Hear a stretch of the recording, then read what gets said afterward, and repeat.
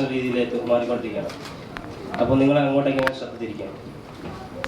എടി ഭാർഗവി, നമ്മുടെ മകന് എൻട്രൻസ് ജയിച്ചടി. അവന് ഇനി ഡോക്ടറല്ലേ, ഡോക്ടർ. കിടന്ന് തുള്ളാതി മനുഷ്യ, നടു പൊളിക്കാതെ എന്നെ കൊണ്ടാവൂല നോക്കാൻ. നിന്നെ കൊണ്ടൊന്നും കാര്യമില്ല.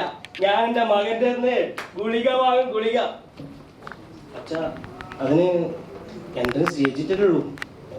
ഇനിയും പഠിക്കാനില്ല 5 വർഷം. അതിന് അച്ഛനെങ്ങനെ പണം ഉണ്ടാക്കും?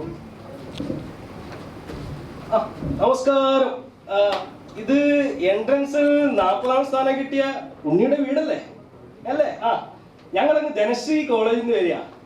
നിങ്ങളുടെ മകൻ ഞങ്ങളെ കോളേജിൽ പഠിച്ചാൽ മതി. അവിടെ എന്തൊക്കെ ഫെസിലിറ്റീസ് ആണ്!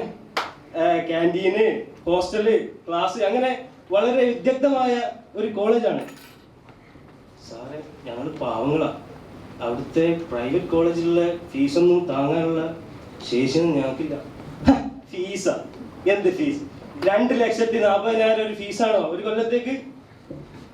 ഭഗവാനെ, 2 ലക്ഷങ്ങളോ?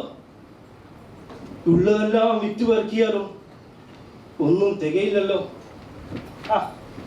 അതിനല്ലേ ഞങ്ങൾ ബാങ്കുകാർ. നിങ്ങൾ വെറും 25% പലിശയ്ക്ക് എടുത്താൽ മതി. അത് നിസ്സാരമായ 15 വർഷത്തെ ശമ്പളം കൊണ്ട് വീട്ടാനേ ഉള്ളൂ. അതുകൊണ്ട് നിങ്ങളെ സർട്ടിഫിക്കറ്റ് ഒക്കെ ഇങ്ങ് തരാം. ഇത്രേ ഉള്ളൂ. മോനെ ഉണ്ണി, ഉള്ളതെല്ലാം പണയം വെച്ചു. ഇനി നീ എൻ്റെ മകൻ ഡോക്ടറാവണം, ഡോക്ടർ. ഇൻകുലാബ് സിന്ദാബാദ്, ഇൻകുലാബ് സിന്ദാബാദ്. മാനേജ്മെന്റ് നീതി പാലിക്കുക, മാനേജ്മെന്റ് നീതി പാലിക്കുക. മെഡിക്കൽ കുട്ടികൾക്ക് പഠിക്കാനായി മൃതശരീരങ്ങൾ നൽകുക, മെഡിക്കൽ കുട്ടികൾക്ക് പഠിക്കാനായി മൃതശരീരം നൽകുക. പ്രിയ സുഹൃത്തുക്കളെ, നമ്മൾ ലക്ഷങ്ങൾ ചെലവഴിച്ചാണ് ഇവിടെ പഠിക്കാൻ വരുന്നത്. അതുകൊണ്ട് തന്നെ നമുക്ക് പഠിക്കാനായി മൃതശരീരങ്ങൾ ഇവിടെയില്ല. അതുകൊണ്ട് നമ്മുടെ സമരം ശക്തമാക്കണം. ഭാർഗവി, തീരെ വയ്യ. നമ്മുടെ മകൻ ഉണ്ണി കൊമ്പും കോലും ചെവിയിലിട്ട് നടക്കുന്ന കാണാൻ എനിക്ക് യോഗം ഉണ്ടാവുമെന്ന് തോന്നുന്നില്ല. നമുക്ക് അവൻ്റെ കോളേജിൽ പോയിട്ട് ഡോക്ടറൊന്ന് കാണിച്ചാലോ? തീരെ അവൻ്റെ അച്ഛനാണെന്ന് പറയുമ്പോൾ നമുക്ക് നല്ല പരിഗണന കിട്ടുമെന്ന് തോന്നും അല്ലേ? ഇത് വലിയ തലവേദന ആയല്ലോ. മൃതശരീരങ്ങൾ അവയ്ക്ക് കൊടുക്കാതെ അവർ സമരം തീർക്കില്ലാന്നാ പറയുന്നത്. അപ്പൊ ഞാനെന്തൊക്കെ ചെയ്യാം? 14ാം വാർഡിൽ ഒരു കിളവൻ കിടക്കുന്നുണ്ട്. അവനെ അങ്ങ് ഡെഡ് ബോഡി ആക്കിയാലോ? എന്നിട്ട് നമുക്ക് സമരക്കാരുടെ മുന്നിലേക്ക് അങ്ങ് ഇടാം.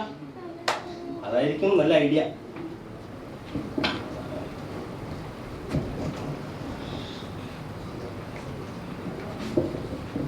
സമരം സമരം ജയിച്ചേ. ഇതാ നമുക്കിവിടെ ഡെഡ് ബോഡി കൊണ്ടുവന്നിട്ടുണ്ട്. തൊടരുത്, തൊടരുത്.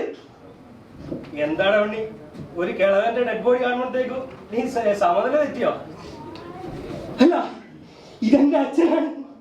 അച്ഛൻ എന്നെ പട്ടിണി കിടന്ന് അധ്വാനിച്ച കാശ് കൊണ്ട് എന്നെ ഡോക്ടറാക്കാൻ നോക്കി എന്റെ അച്ഛൻ. തുടരുത്.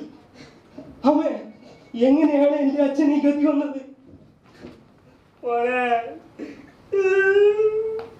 അവരെല്ലാം കൊണ്ടുപോയില്ലേ? അവര് കൊന്നടാ അച്ഛനെ.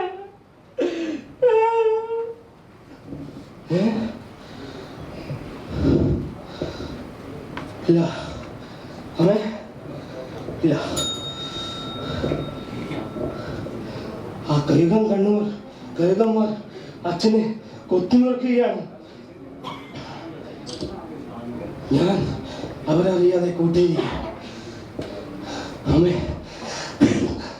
അമ്മേ, അച്ഛന് കുടിക്കാൻ ചൂടുവെള്ളം വേണം, മുറുക്കാൻ വെറ്റില വേണം.